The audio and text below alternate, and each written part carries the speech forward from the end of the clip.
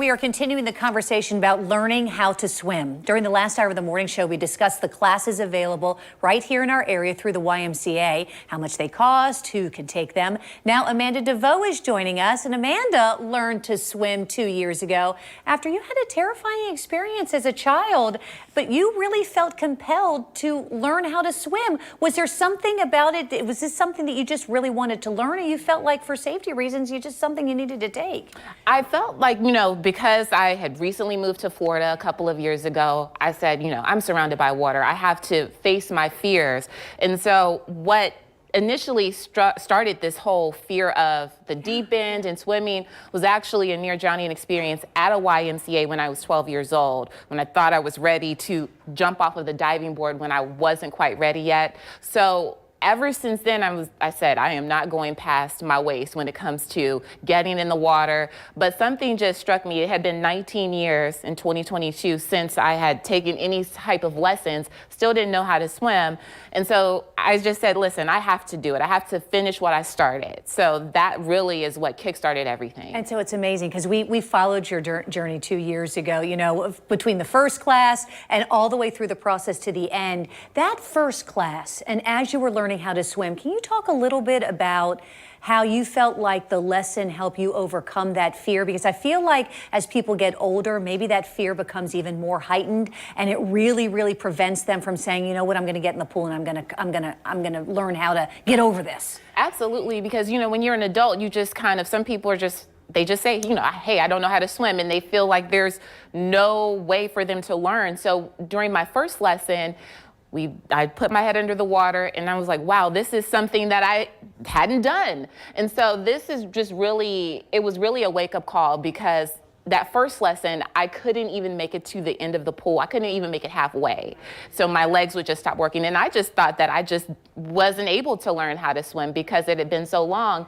But come to find out, it just took some time. And was that just kind of learning to use those muscles, because swimming used different muscles, or was that a little bit of the fear and not wanting to kind of go towards the deep end? Well, it's more so about not thinking I was capable, and it is a full body workout when you are learning to swim and when you are swimming. So I think that was more of what it was. How long did it take? Remind our viewers. It took about 12 to 15 lessons. I will say after about 7 lessons, I was able to swim a length of a pool. But what I will say is, for me to have been able to swim well enough to save my life, it did take about 15 lessons before that happened. Okay. One-on-one lessons, actually. Which is important. Now, This was the final for you, was it not? Yes. That was the one at the Y when I was taking the swim class. Yeah. After my swim test, I should say. And so that was definitely a moment that I will always remember, because the swim test is actually for kids. But since I didn't get to finish the swim lessons at 12, I said, I'm going to take that swim test. You have to tread water for a minute and get out of the pool without using the ladder. And so that was really important for me to be able to do that. Anything that you would say to someone at home who is older and why do I need to learn? It's too frightening. I'm just not going to do it.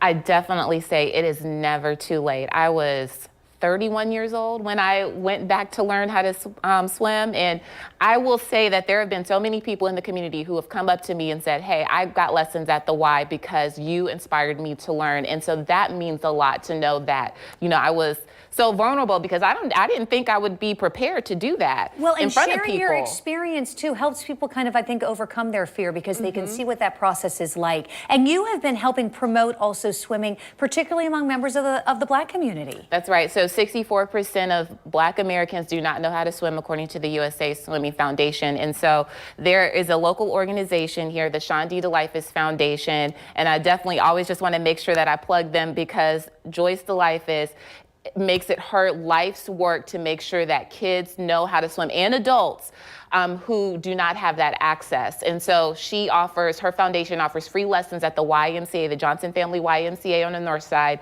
every summer, and more than 1,300 children and adults have learned how to swim since the foundation was launched in 2017. And those lessons start this Saturday. Classes are full because so many people in the community, particularly in the North Side, find out about these free lessons and want to sign up. But you can still go to the foundation, learn more. And as we learned Yes. from the YMCA also just about 20 minutes ago, they offer, opportunities for people who can't afford. They never want you for you to not learn how to swim because you feel that you can't afford it. They will work with you and you can qualify for some assistance with that. And you don't have to be a member of the YMCA either. Thank you, Amanda. Thank you for sharing your story. Thank you. We Yes. appreciate Anything I you. can do to help. Anything we can do to help our viewers, which is always our mission here at Channel 4.